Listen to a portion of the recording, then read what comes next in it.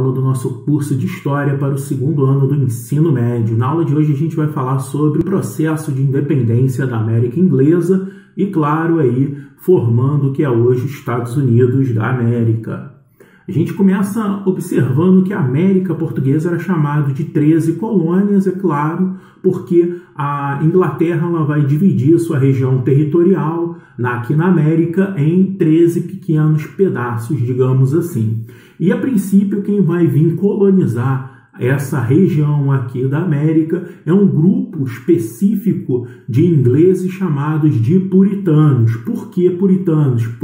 A religião que eles seguiam dentro da Inglaterra, que é a religião calvinista.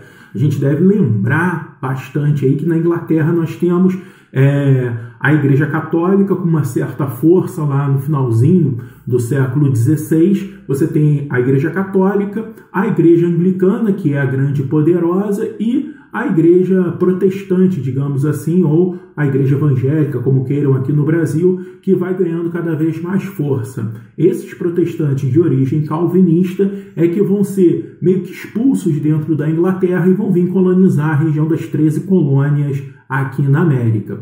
E eu vou apresentar aqui para vocês esse mapa. O mapa é bem interessante porque, diferente daquilo que a gente acredita hoje, a região dos Estados Unidos, a área de colonização dos ingleses é muito pequena, só essa área aqui, olha, na costa atlântica. Se a gente observar, a gente tem uma área muito grande aqui, olha, onde é o México aqui embaixo e a fronteira com o México aqui embaixo, a região do Novo México, e toda essa região aqui, olha, era de pertencimento dos espanhóis. Essa região mais central aqui pertencia aos franceses, e o que pegava mesmo, que era da parte dos ingleses, era só essa parte.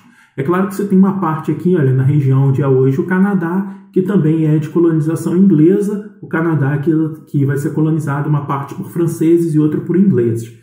Mas o modelo de colonização se apresentava com certa autonomia para os colonos. Desde o início, os colonos ingleses que vieram para cá, para a América, eles vão ter uma certa liberdade.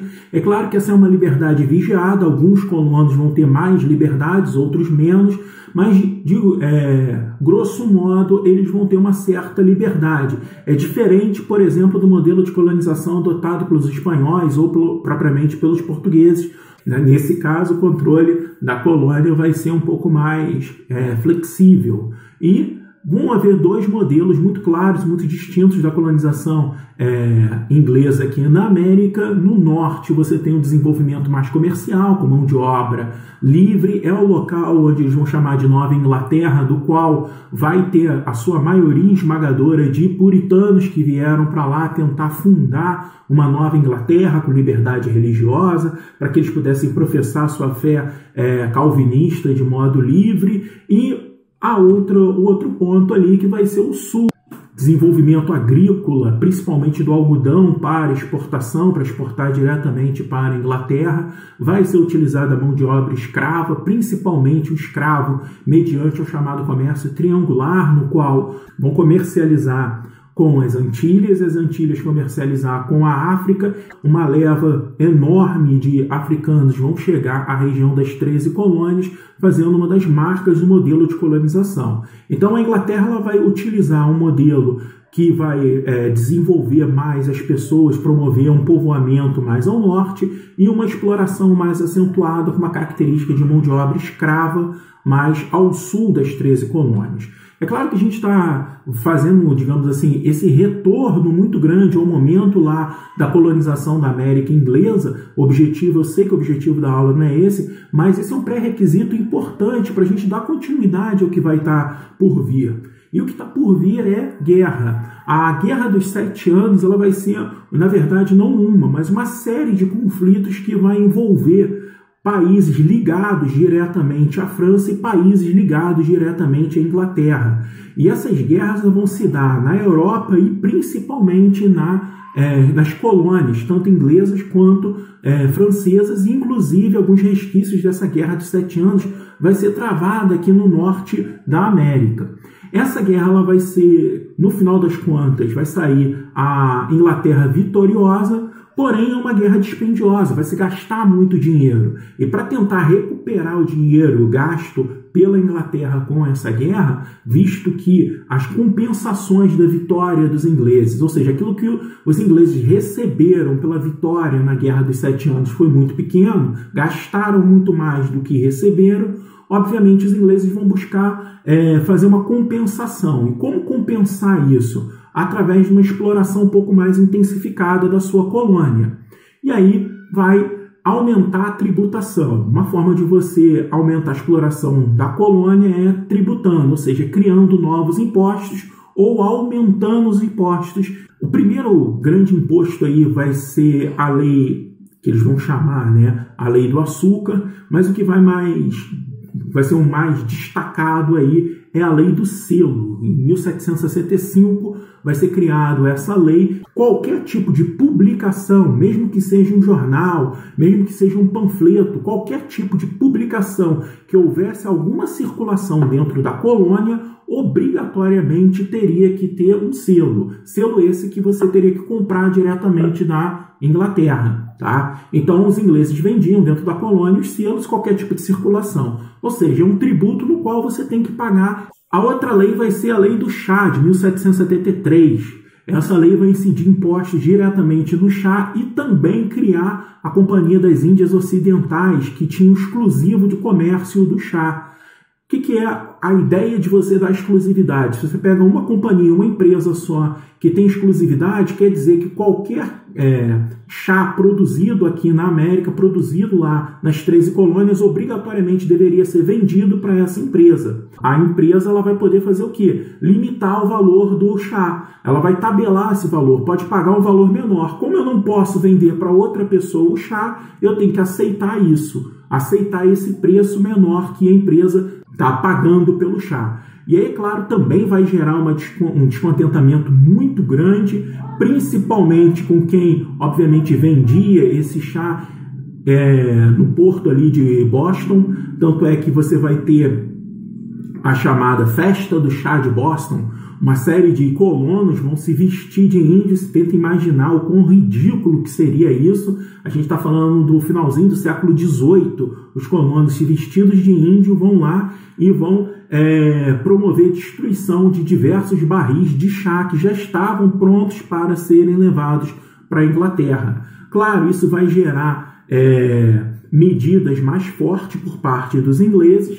Entre essas medidas, a gente vai ter as chamadas leis intoleráveis. É uma série de leis criada pela Inglaterra para, digamos assim, limitar ainda mais essa certa autonomia que estava tendo os colonos. Entre essas limitações, o fechamento ali do porto de Boston e uma série de outras situações, como, por exemplo, não poder anexar as terras da França a oeste das 13 colônias.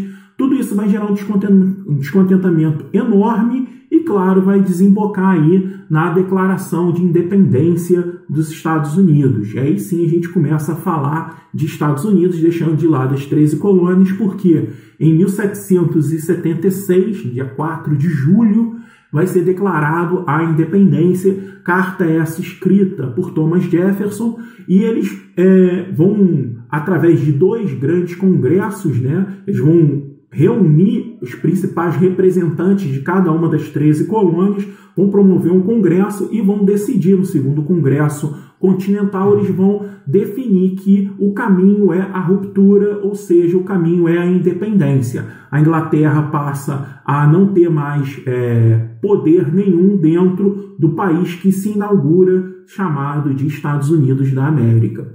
Obviamente, a gente sabe que os ingleses não vão aceitar a independência e vai começar a Guerra de Independência. A independência dos Estados Unidos vai ser uma guerra de 8 anos, tá? De 1776 até 1783 você vai ter uma guerra. Essa guerra ela vai ser muito financiada, digamos assim, por um rico fazendeiro dos Estados Unidos chamado George Washington. Ele vai bancar, montar um aparato militar para lutar contra o exército britânico. O problema é que o exército britânico era muito mais forte do que os colonos e o início da guerra é um início de derrotas absurdas por parte dos colonos.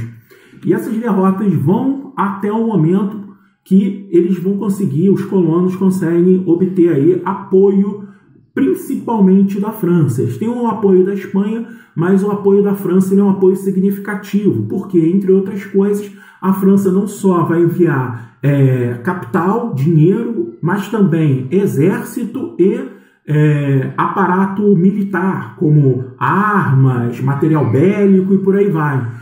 E aí, claro, com o aporte aí dos franceses, o grupo colonial ele vai conseguir, de fato, sair vitorioso dessa guerra. A guerra termina em 1783 e depois a aceitação por parte da Inglaterra da independência dos Estados Unidos. Em 1787 vai ser consolidada a independência e criada a primeira Constituição dos Estados Unidos. O que é interessante a gente pensar que no Brasil nós tivemos várias constituições e nos Estados Unidos nós só tivemos uma Constituição. Essa de 1787 está valendo até agora, né? Nesse momento ainda está valendo, é uma Constituição só. E essa Constituição aí, ela tinha apenas 7 artigos, nada mais.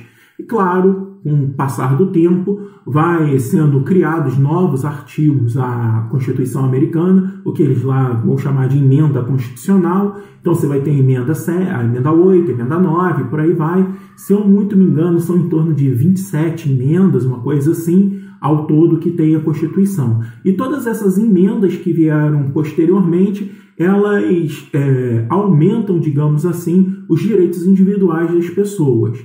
Uma característica interessantíssima de se pensar o modelo dos Estados Unidos de administração, que você tem um governo federal centralizado, mas que ele não vai decidir por todas as coisas dentro da nação. Cabe aos estados, numa ideia de federação, promover diversas decisões. Vou citar como exemplo aqui, pena de morte. Não é o governo que decide se o país tem ou não pena de morte. É cada estado. Por isso, nos Estados Unidos, você tem estados que existe pena de morte e estado que não existe. Estado que existe prisão perpétua, por exemplo. Estado que diz que não pode ter prisão perpétua.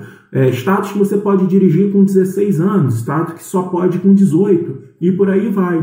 Tá? Então, você tem uma ideia de federalismo, ou seja, cada estado tem um poder muito maior do que se tem em outras repúblicas, como é o caso aqui do Brasil. Beleza?